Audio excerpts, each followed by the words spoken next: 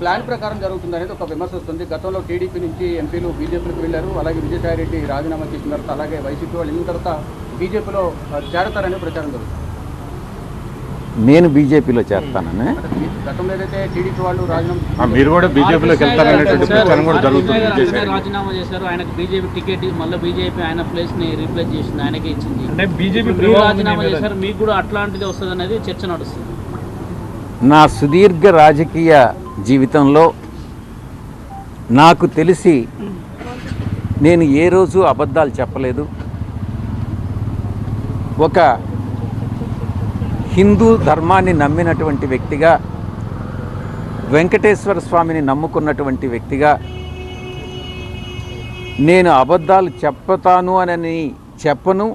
అలా చెప్పుతాను అని ఎవరైనా నమ్మినట్లయితే అది మీ యొక్క విజ్ఞతకే వదిలేస్తున్నాను.